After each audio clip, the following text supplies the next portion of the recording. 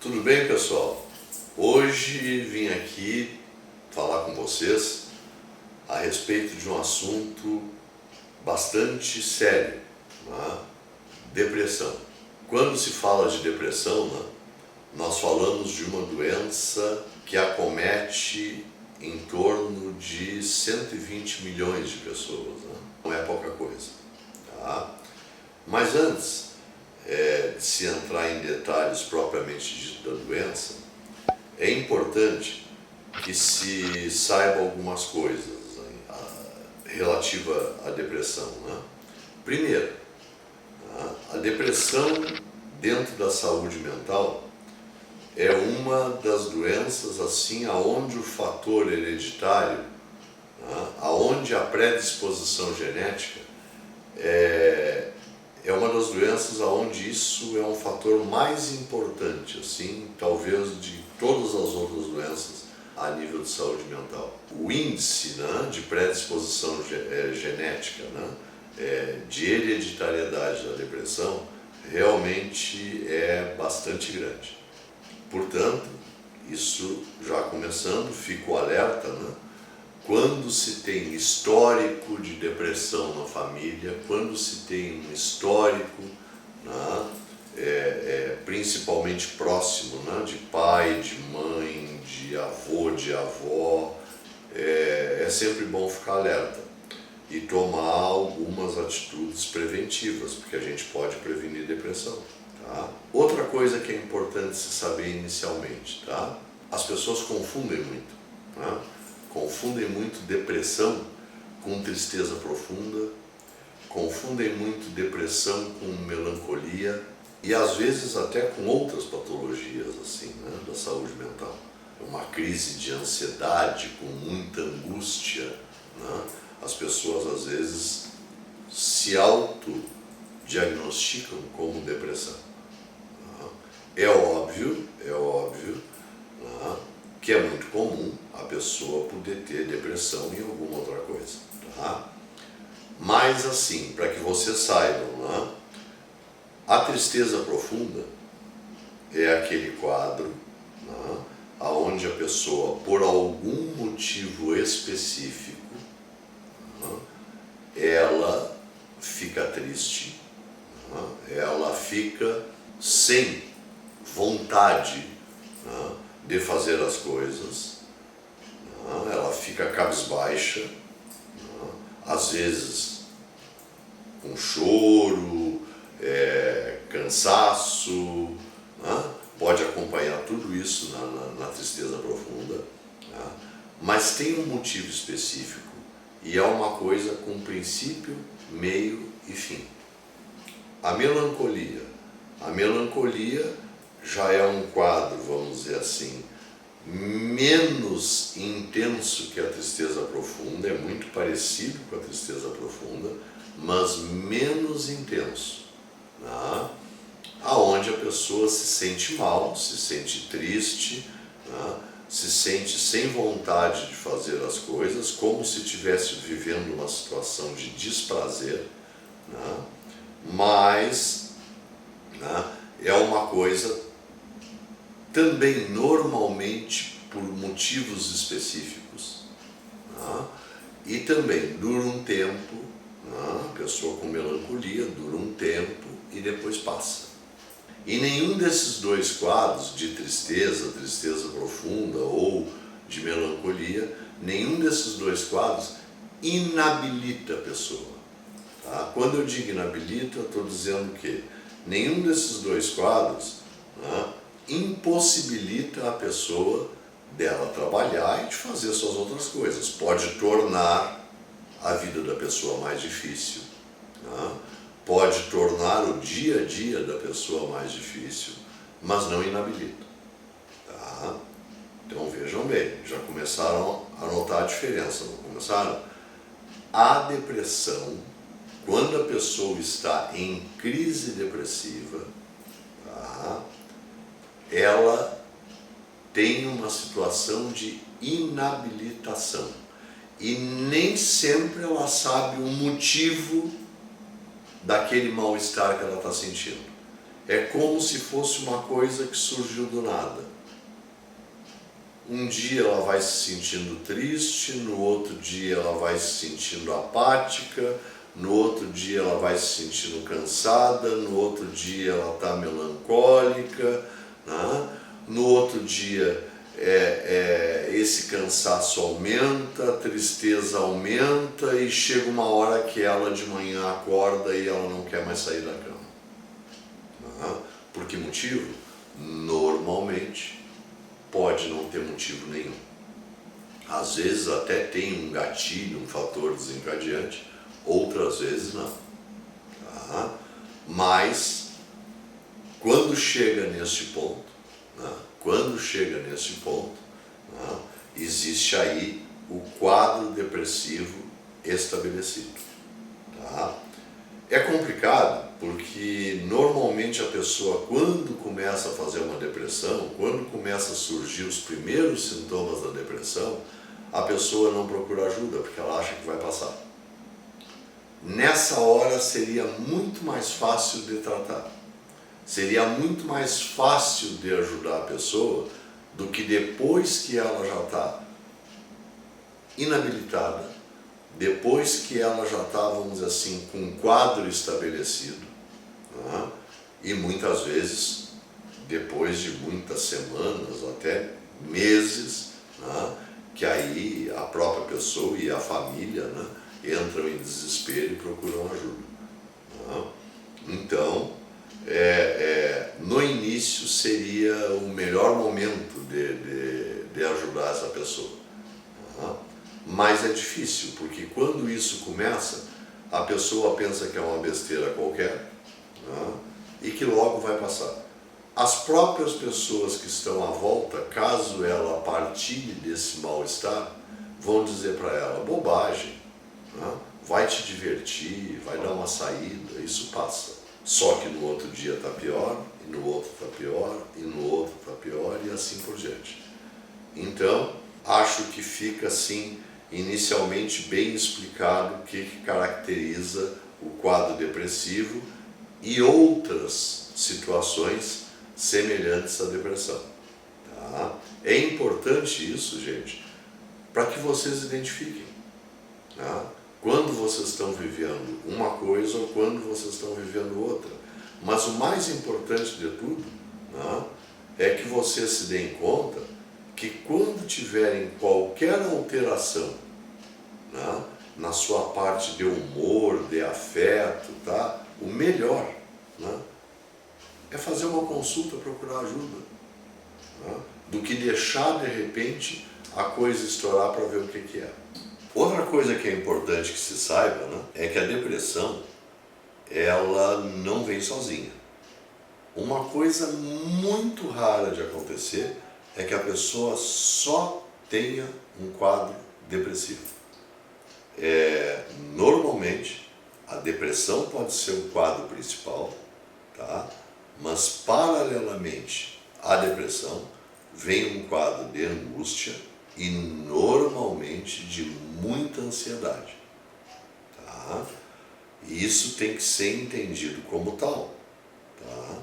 Porque, inclusive, quando a pessoa está em tratamento, muitas vezes, né, ela está fazendo psicoterapia, está tomando medicamentos, né, e o quadro depressivo passa, mas passa o quadro depressivo e ela fica ainda mais ansiosa, tá? Porque a ansiedade era uma comorbidade. Então, temos que ficar atento, tá? Porque eventualmente algumas pessoas assim, não, tu não tem depressão, tu tens ansiedade. Tá? Não.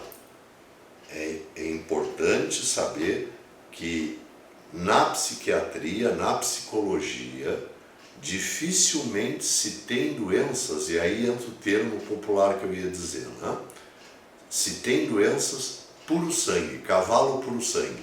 Não tem, tá? As doenças sempre vêm associadas umas a outras, tá? E isso é extremamente importante. É importante para a pessoa, para poder se entender, E principalmente é importante para os profissionais, né? Para poderem fazer um diagnóstico correto e saberem do que e como estão tratando. Esses quadros de depressão, gente, é importante que todo mundo entenda, né?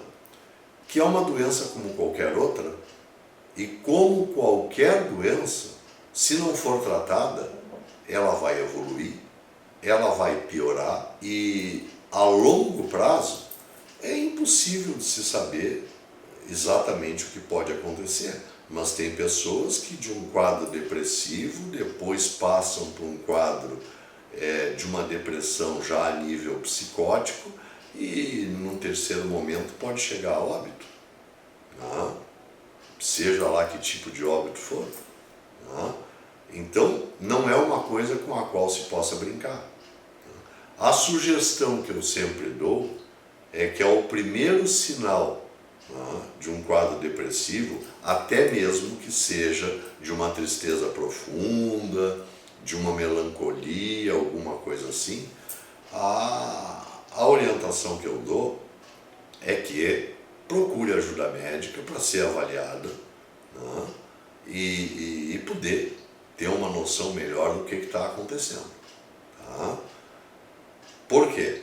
Porque se realmente estiver acontecendo um quadro de depressão, quanto antes começar o tratamento, melhor. Então vamos lá. Vamos saber algumas coisas básicas assim que envolvem a depressão. Já falamos, né, que a depressão tem uma origem genética, ou seja, que a pessoa tem uma predisposição a fazer um quadro de depressão. Além disso, quando a pessoa começa a adoecer, ela começa a ter uma desordem bioquímica. Tá? É uma doença que se origina, tá, por uma desordem bioquímica. O que eu quero dizer com isso? Tá? Que não tem como tratar a depressão sem que a pessoa tome algum tipo de medicação. Tá? Eu sei que as pessoas são contra a medicação psiquiátrica, eu sei que a medicação psiquiátrica recebe aí vários rótulos, né, que existe muito preconceito, que tem um estigma terrível, né, mas se você é portador de um quadro de depressão, né, não tenha dúvida, vai ter que se medicar. Quanto mais cedo, menos remédio. Quanto mais cedo usar a medicação, possivelmente medicações mais fracas e uma resposta mais rápida. Né? Mas se porventura deixar a coisa evoluir, chega um determinado momento que uma medicação leve e até às vezes uma só medicação não adianta, tem que associar 2, 3 medicações. Por isso, o quanto antes procurar ajuda, melhor. Tá? Segundo lugar, existe uma outra parte da depressão que não é a bioquímica, tá? Que é a parte dos sentimentos e dos afetos. Os remédios não entendem disso, gente. Os remédios não são inteligentes a esse ponto. Tá? Então, essa parte dos sentimentos e dos afetos só pode ser tratada com psicoterapia. Não adianta. Não? Gostaria eu que tivesse um tratamento mais simples para a depressão, mas não tem. Não? A pessoa vai ter que tomar medicação e vai ter que fazer a psicoterapia. Não?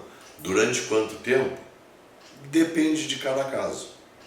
Não? Se tem assim uma noção que em torno de 2, 3 anos, né, de medicação, de psicoterapia, sendo pego o caso no início, né, que se tenha boas perspectivas. Agora, vamos ser claros. Qual é o pior veneno para a depressão, que é o que mais acontece? As pessoas se tratam durante 30, 40 dias ou 60 dias, melhoram, param de tomar os remédios, param de fazer o tratamento, né, porque acham que estão curados, né, e seguem a vida adiante. Gente, pode demorar 1 mês, 6 meses, 1 ano ou 2. O quadro depressivo vai voltar e vai voltar bem pior do que era antes. E quando voltar, aquela medicação que antes fazia efeito não vai fazer mais.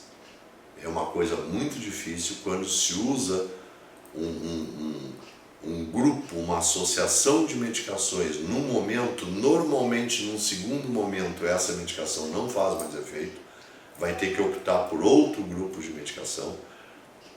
A resposta do paciente vai demorar muito mais tempo, né? E aí o grande problema, o quadro começa a ter o risco de começar a cronificar.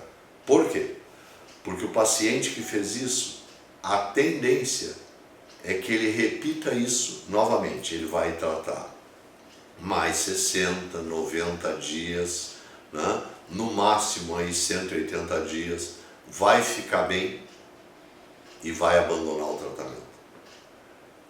Repito para vocês, pode durar 1 mês, 2, 10 meses, 1 ano ou 5 anos. A doença vai voltar. E quando voltar pela terceira vez, eu vou dizer para vocês, gente, ela vai voltar de forma avassaladora. E aí acontece um problema bem maior, tá? Que muitas pessoas, quando têm a terceira ou quarta recaída da depressão, elas se tornam refratárias à medicação. O que significa isso? A medicação começa a não fazer efeito. Os antidepressivos não fazem mais efeito, tá?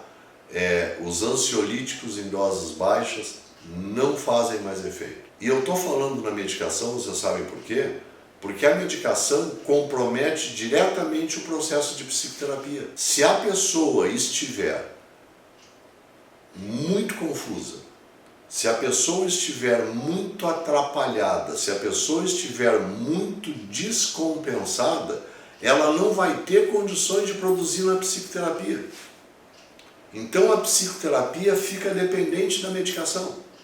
E se a pessoa é refratária à medicação, ou seja, se a medicação não faz efeito, ela nem consegue obter benefício com a medicação e tampouco consegue obter benefício com a psicoterapia. E aí são aqueles quadros onde a pessoa entra numa crise depressiva e essa depressão dura 6 meses, 1 ano, às vezes até mais. A pessoa, às vezes, assim, tem momentos bons, onde ela passa 1, 2 dias, assim, que parece que vai resolver, e depois cai de novo e segue o barco, segue o quadro. Tá? Quando as pessoas se tornam refratárias, por exemplo, aos antidepressivos, o que o psiquiatra faz? Ele começa a tratar a depressão com os antipsicóticos. Olha como a coisa já fica complicada. Os antidepressivos já é lá um problema, tem seus efeitos colaterais e assim por diante. Aí quando entram os antipsicóticos, aí começam os problemas de obesidade, começam os problemas de desorientação, começam os problemas de sono excessivo, uma série de outros problemas que são efeitos colaterais normais, mas é a alternativa que o médico vai ter para poder deixar essa pessoa um pouco melhor, para que ela consiga responder ao processo de psicoterapia, tá? E aí entendam assim a gravidade da coisa. Existem pessoas que também ficam refratárias aos antipsicóticos, tá? Então a pessoa não responde aos antipsicóticos, não responde aos antidepressivos e responde aos ansiolíticos em doses altíssimas, tá? Obviamente que nesse momento a depressão já está crônica. Certamente que neste momento a pessoa ou já está na perícia há muito tempo ou já perdeu o seu emprego. E se tinha um negócio, o negócio já quebrou, ou então já entregou esse negócio para alguém cuidar. Olhem, atentem só como é um problema. Vamos voltar um pouquinho para o início para repensar. Que problema que é não tratar de uma depressão desde o início, tá? Não tratar precocemente da depressão, tá? E que problema que é não tratar da depressão fazendo um tratamento com início, meio e fim. E quando é que é o fim? O fim é quando o médico dá alta, quando a equipe dá alta, porque é o médico, o psicólogo, tá? O pessoal que trata. Esse pessoal, em determinado momento, vai dar alta. Não é o paciente que se dá alta. Tá? Não é o paciente que se dá alta. Quando o paciente normalmente se dá alta, tá? Essa alta é prematura. Quem entende da doença é o médico. Tá? Quem entende da doença é o psicólogo, depende de quem está assumindo o caso. Tá? Então vocês têm que ficar atentos, porque senão, vejam só, voltando lá para o fim, né? Onde é que nós estávamos? Naquele paciente que teve 4 recaídas ou mais, né? Que a doença já cronificou, né? Que está refratário aos antidepressivos, está refratário aos antipsicóticos e que responde aos ansiolíticos em doses altíssimas e que, em razão de tudo isso, ele não consegue produzir conteúdo eficiente na psicoterapia. Nesse momento, gente, nós estamos falando dos tratamentos convencionais, tá? Vamos ficar atentos a isso. Neste momento, o que acontece? Começam a acontecer as primeiras internações, que é, vamos dizer assim, o fundo do poço da doença. Por quê? Porque o paciente que começa a ter internação psiquiátrica, né? Eu sempre uso essa palavra porque, para mim, ela transmite bem, né? Ela mostra bem a realidade que acontece. Quando o paciente começa a ter a internação, as primeiras internações, né? Eu digo assim que ele fica institucionalizado. Ele termina acostumando com as internações. A doença deixa de ter para o paciente aquela gravidade que tinha. Por quê? Porque quando a coisa fica ruim demais dentro de casa, né, ele vai para o hospital, aí ele passa 20 dias, 30 dias, 60 dias, vai depender, né, da necessidade do paciente, obviamente, e vai depender também do que o convênio dele paga, então do quanto a pessoa tem dinheiro para pagar por X tempo de internação. Né? E aí, gente, acontece o pior de tudo. É que mesmo assim a pessoa fica internada, ela melhora, né?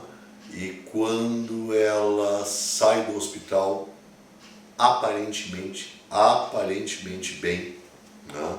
Ela larga o tratamento de novo. Aí demora um tempo, aí já aquele exemplo de 1 ano, 2 anos, 5 anos já não conta mais, porque aí demora um tempo que normalmente varia de 6 a 8 meses, né? E a pessoa tem uma nova crise.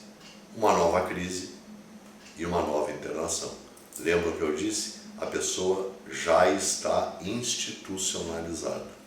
Ela já vê na hospitalização a única saída dela. Né? Assim como os familiares também, assim como os profissionais que a tratam também. Isso, de certa maneira, gente, sela o fundo de poço da doença, né? Porque esse tipo de coisa que ainda acontece comumente, né? E que ainda é rotina nos tratamentos convencionais, é o destino de uma série muito grande de pessoas. Tá? E, obviamente, imagine, né, gente? internação em cima de internação, medicação em cima de medicação. Isso compromete, né, todo o sistema metabólico, compromete a qualidade de vida, compromete uma série de coisas e a pessoa acaba, né, ficando, né, incapaz, né, literalmente isso. Né. Bom, em alguns casos a situação se agrava ainda mais, né, e qual a indicação? E que, diga-se de passagem, em alguns casos é necessária e muito eficiente, tá? ECT, eletroconvulsoterapia, o antigo chamado eletrochoque, tá? Muitas pessoas fazem um tratamento com ECT e aí conseguem sair daquela crise mais grosseira, tá? Em algumas situações é o único recurso que resta, tá? Vamos lá, tá, gente? Estão acompanhando lá de onde a gente começou? Que era um mal-estar, uma depressão, que estava lá, a pessoa estava se sentindo mal, tá? Olha quanta besteira se faz. E eu estou colocando essas besteiras porque a maioria das pessoas faz isso, tá, gente? É uma minoria que procura o seu médico, que procura o seu psicólogo na hora certa, no início da doença, e que investe no tratamento e que fica até o fim do tratamento sem interrupção. Isso é uma minoria. Eu não tenho números, não sei se tem pesquisas nesse sentido, acho que não, mas da minha experiência de 40 anos, eu estou para dizer para vocês assim, isso eu estou dizendo sem dados confirmados, da minha experiência, de cada 10 pessoas que procuram tratamento, uma leva o tratamento com princípio, meio e fim. 9 interrompem em determinado momento para economizar dinheiro, para trocar de carro, para fazer uma viagem, porque encheu o saco, né? E olha tudo o que acontece em função disso, né? Gente, eu deixei de falar de uma coisa para vocês, para deixar justamente para falar agora no final, tá? Nós falamos que a pessoa tem uma predisposição genética, nós falamos que a pessoa adoece bioquimicamente, entra numa descompensação, numa desordem bioquímica, que o quadro depressivo gera isso. Nós falamos também que as emoções e os afetos ficam doentes. Nós falamos que a parte bioquímica é tratada com os remédios. Nós falamos que os afetos e os sentimentos são tratados com a psicoterapia, né? E hoje se sabe que uma das coisas que torna o quadro depressivo, né, tão difícil de ser tratado e que faz com que as pessoas tenham tantas recaídas, por quê? É porque até então não se tratava os neurotransmissores das pessoas e esses também adoecem. Tá lá a parte toda da bioquímica cerebral comprometida, e quando essa bioquímica cerebral fica comprometida, os neurotransmissores, a qualidade das sinapses, né, fica péssima. Ou seja, os seus neurotransmissores doentes, eles não fazem sinapses de forma adequada. Isso muitas vezes faz com que as pessoas não respondam de uma maneira satisfatória ao uso de medicação. Isso faz com que muitas vezes no processo de psicoterapia os mecanismos de defesa ajam com tanta intensidade e a pessoa tenha tanta dificuldade de se tratar. Hoje, mais especificamente de 2012 para cá, se faz no Brasil a estimulação magnética transcraniana, que é um procedimento de ponta na saúde mental, ou seja, que é um procedimento que vem a atender os pacientes de psicólogos, pacientes de psiquiatras, pacientes de neurologistas e assim por diante. Tá? Que se dispõe a tratar os neurotransmissores, a regular os neurotransmissores. Para quê? Para que eles voltem a fazer sinapses de forma adequada.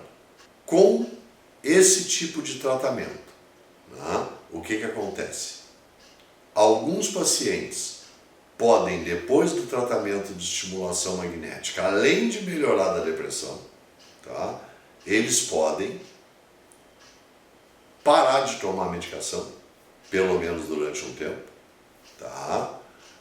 Eles podem diminuir o uso da medicação que vinham tomando, ficando inclusive com uma monoterapia, ou seja, tomando um remédio só. Eles diminuem sensivelmente o tempo de tratamento. As recaídas diminuem quase que na sua totalidade, desde que tudo seja feito direitinho. Vejam bem, a estimulação magnética não é um tratamento milagroso, não é um tratamento mágico. Tá? Ela é um tratamento que dura 30 sessões, uma sessão por dia, tá? Aonde a pessoa vai diariamente na clínica, passa por uma sessão da estimulação. Em outra oportunidade eu vou falar em mais detalhes a respeito da estimulação para vocês. Tá? Essa estimulação através de ondas magnéticas regula os neurotransmissores e faz com que a pessoa passe a funcionar, o seu cérebro passa a funcionar de uma maneira mais harmônica, né? E portanto a pessoa se torna mais receptiva às medicações ou com menos necessidade delas, né? E a doença em si não maltrata tanto a pessoa, e com essa reorganização muitas vezes os sintomas inclusive desaparecem. Né? É uma alternativa a mais. Mas veja bem, a estimulação magnética não substitui remédio e a estimulação magnética não substitui psicoterapia. Tá? Quando a pessoa vai tratar a depressão, se ela optar por tratar com a estimulação magnética, ela vai fazer o uso de medicação, ela vai fazer a psicoterapia e ela vai fazer a estimulação magnética. Pessoal, eu espero que eu tenha conseguido passar para vocês uma noção um pouco mais detalhada, né, a respeito do processo, do que é a doença da depressão, do que ela faz, dos erros que as pessoas cometem, né, do que é possível se fazer, né, de que tipo de tratamentos a gente pode lançar a mão quando tem esse problema. E só vou dizer para vocês, se vocês tiverem casos na família de depressão e comecem a ter sintomas que vocês acham que tem a ver com depressão, não custa, procurem um médico, procurem um psicólogo, né, para que vocês sejam avaliados, né, para que vocês tenham noção se estão fazendo um quadro depressivo e se esse quadro precisa ser tratado. Se precisar ser tratado, comecem esse tratamento o quanto antes, mas o mais importante, fiquem fazendo o tratamento até que vocês tenham alta, para não caírem nessa roda viva que é as recaídas e assim por diante. Portanto, era isso. Espero que tenha conseguido passar para vocês algo que satisfaça a curiosidade de vocês. Tchau, tchau.